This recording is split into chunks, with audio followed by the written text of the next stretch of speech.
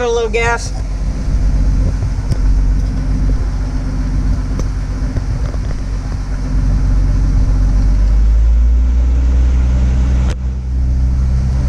$1,000. Sounds good. Yeah, look at that. Better. Yeah, that knock is gone.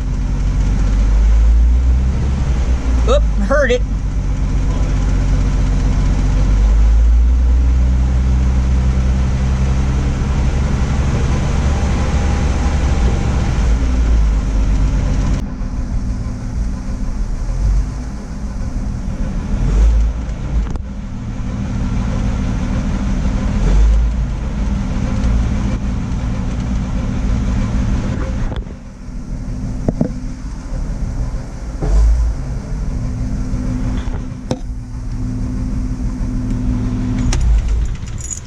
Still got the knock.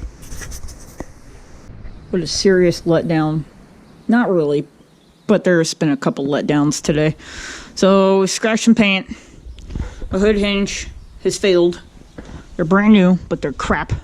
Got them from a company called Dennis Carpenter, but they're import. I know it's hard to see here. A hood hinge. A little more. Back in there. I wallowed out the holes on everything as much as I possibly could, and it just doesn't work right. It's just not working, and I ended up stripping a hole right there. That piece of tape is hanging out.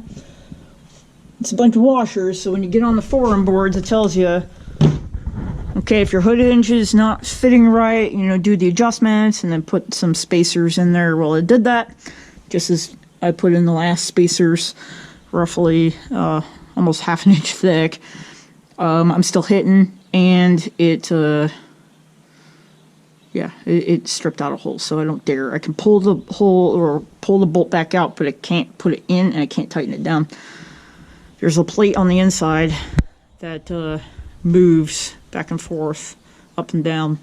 Well, it moves a lot, and I couldn't adjust it anymore, and I'm not going to bother putting a helicoil in it. Okay, another thing that we did, let's see, move this around a little bit so that when it comes down, it would align here, because before it was off to the side and it wasn't working right. Let's see what else. So that's a huge letdown, but this thing is freaking heavy, and we did a little bit of adjusting on the carb and also the distributor. It's still not doing it right. I still got a knock. I've got a knock from when you press on the accelerator. So we also adjusted the pedal, the gas pedal, and I put in a new spring here too, because the other one was 60 years old. Or who knows? No idea. Chasing leaks on this too. I've got a couple oil leaks. One on the oil filter. I'm just not sure if I just need to tighten it up in there or not, and then back there where the rear main seal is. I've got a lot of oil leaking down, so I don't know if I've got major problems or if it just needs to seat. So anyway, progress, moving step forward, but it still feels like I'm moving backwards. Starts, it runs. Haven't put it in drive. That's about it. Alright, vacuum gauges. So, bought this one, I don't remember where. Okay. Bought this one, same dang thing. That one's from Advanced Auto Parts or whatever. This one was on Amazon. Been waiting forever for this one. This is where I need it to be. I needed more increments of vacuum down here than the other two would provide. So I've got this one. I'm going to try to hook up one of these to the manifold, the intake manifold. I'm going to run it, see what I got. Go by the book here. And there's several different numbers that I have to read. And I also got to remember that this is for a load-o-matic distributor for 1962, or it could be for 1963. The truck is a 63. The engine is a 60. Don't know what the distributor's for. No idea. So now I'm going to have to figure all this out, maybe even just... Alright, don't know why it shut down. But I might have to buy a whole new distributor. I mean, it works, but I gotta figure out what it is. So, anyway, at idle, my timing is too fast because it said, one part of the book, it said set it to 6 before top dead center. Well, then you read another spot and it says it should be at 500 RPM, it should be at 2 degrees before top dead center. But I'm at 6 right now.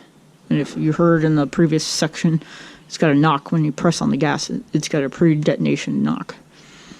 The gauge, the jack of water gauge that I have here, doesn't work. I bought it, installed it, and it has not worked ever since. And I think I got those from Summit, like a year ago. Yeah, it's a Summit gauge, so I'm gonna have to buy a new one. It's a little disappointing, but we're moving. All right, hood hinge. What I'm going to do is there is a aftermarket hood hinge built by a guy named Kevin Stone. He makes a flip top one that the hood will come down here when it's open, and it should align. You should be able to do all the alignments. It still uses the holes here, but then it drills another hole onto the fender. So I'm going to look at that. It's $600. Don't want to spend that money right now. Don't really have that money right now. So, I don't know. I'm getting frustrated. I'm getting real frustrated with this truck.